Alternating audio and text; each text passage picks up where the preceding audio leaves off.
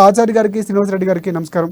Yes, Congress party ప్రధానంగా గత ప్రభుత్వ వైఫల్యం చెప్తున్నటువంటి పరిస్థితి కనిపిస్తుంది. ఆచార్య గారు ఎలా చూస్తారంటే, నిన్న కేసీఆర్ వ్యాఖ్యలు చూస్తే పూర్తి స్థాయిలో చాలా మాటలు, ఆయన పదాలు, భాష కూడా మీరు వినే ఉంటారు. పూర్తి స్థాయిలో చూసుకుంటే రండా అనే పదాలు వాడారు. సో చాలా స్థాయిలో ఆయన మాట్లాడుతూ ఆయన స్థాయిలో మార్కు చూపిస్తూనే రాజకీయాలపై గత ప్రభుత్వం చేసినటువంటి పాలకుల నిర్లక్ష్యమే కాంగ్రెస్ పార్టీ మళ్ళీ పాత తెలంగాణ వచ్చింది, మళ్ళీ పాత పాలన కొనసాగుతుందని కూడా కొన్ని వ్యాఖ్యలు చేశారు. మీరేమంటారు? ఇప్పుడు కేసీఆర్ గారు ఒక విషయం తెలుసుకోవాలి. మేము వచ్చింది జస్ట్ డిసెంబర్ లో, నిన్నటికి మార్చ్ 31కి 100 రోజులు అయింది. మరి వర్షాకాలం మేము ఉన్నప్పుడు వచ్చిందా? కరువు అనేది ఆయన ఉన్నప్పుడే కదా. వర్షాప్రభావం లేక ఇటు తమిళనాడు, ఇటు కర్ణాటక, మహారాష్ట్ర వర్షాలు లేక కరువు వస్తుంది. మరి ఇలా కొత్తగా తెలంగాణలో ఏమైనా వచ్చిందా? తమిళనాడులో లేని వర్షం, కర్ణాటక లేని వర్షం తెలంగాణలో వచ్చిందా? నువ్వు అధికారంలో ఉన్నప్పుడు వర్షాలు రాకపోతే ఇక దానికి కాంగ్రెస్ వాళ్ళే బాధ్యులా?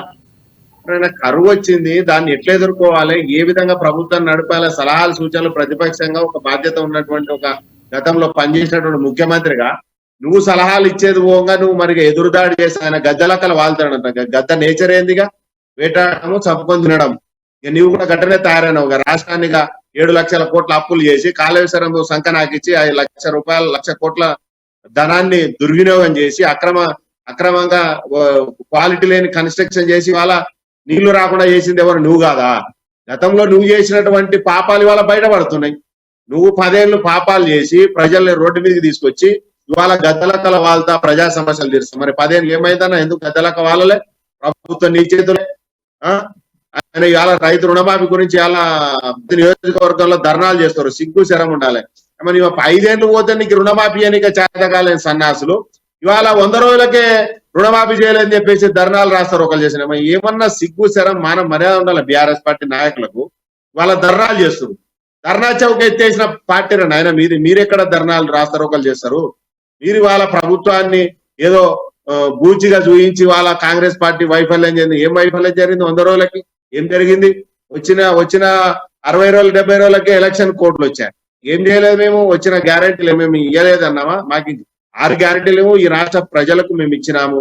6 గ్యారెంటీలు మీకు మాకు బైబుల్ లాగా, ఖురాన్ లాగా, అదేవిధంగా భగవద్గీత లాగా మేము దాన్ని ప్రజలకు ఇచ్చిన మాట నిలబెట్టుకునే ప్రయత్నం చేస్తున్నాం.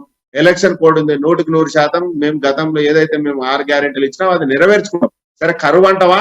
ఇది మన ఒక్క రాష్ట్రానికి ఏదో కాంగ్రెస్ పార్టీ తీసుకొచ్చిన కరువు కాదు. వర్షాభావం అనేది 3 రాష్ట్రాల మీద ఉంది. అటు కర్ణాటక, తమిళనాడు, కేరళ, ఈ విధంగా తెలంగాణ, ఆంధ్ర. మరి ఇవాళ కొత్తగా ఏమైనా మేము సృష్టించిందా? పోనీ కాళేశ్వరం ఎందుకు నీళ్లు ఉండలేదంటే నువ్వు చేసిన కన్స్ట్రక్షన్ కదా. నువ్వు చక్కగా కట్టింటే మేడుగడ్డ ఆ పిల్లర్ ఎందుకు కూలుతుండే, ఆ నీళ్ళెందుకు ఎందుకు వదులుతుంటే, ప్రజలెందుకు ఈ దుర్మార్గమైనటువంటి చర్య ఎదురు చూస్తుంది? ఇంకోటి అన్న చెప్తున్నాడు, రైతులు ఆత్మహత్యలు చేసుకున్నారు. మరి రేవంత్ రెడ్డి గారు చెప్పిండ్రు కదా, తీసుకురా. ఇక్కడ రైతులు ఆత్మహత్యలు చేసుకున్నారు, వాళ్ళకి మేము ఆదుకుంటాం. నీలాగా దుర్మార్గమైన పాలన మా దగ్గర లేదు. రైతులు ఎక్కడ కష్టపడినా. ఇంకోటి పంట నష్టం గురించి కూడా మాట్లాడతారు. సిగ్గు శరం ఉండాలి. 10 ఏళ్ళు ప్రభుత్వంలో పనిచేసిన మీరు అసలు పంట నష్టమే తీసేసారు. గతంలో కాంగ్రెస్ పార్టీ ఉన్నప్పుడు అకాల వర్షాల వల్లనో లేకుంటే వర్షం రాకనో పంట నష్టం జరిగితే మేము పంట నష్టం ఇచ్చేవాళ్ళం. ఇవాళ నువ్వు పంట నష్టాన్ని పూర్తిగా 10 ఏళ్ళు నువ్వు తొలగించి పంట నష్టం ఇవ్వకుండా ఇవాళ కాంగ్రెస్ పార్టీ మీద పంట నష్టం ఇవ్వాలని చెప్పేసి మాట్లాడుతున్నావు. ఇప్పుడు రైతులను ఎప్పుడు ఏరో కలిసినటువంటి బాపతి ఈయనది కాదు. ఇవాళ కొత్తగా ఎలక్షన్లు వచ్చినాయి కాబట్టి ఇవాళ బయలుదేరింది తప్ప నిజంగా ప్రజలకు మేలు చేయాలన్నాడు నీ చేతిలో అధికారం ఉండే కదా.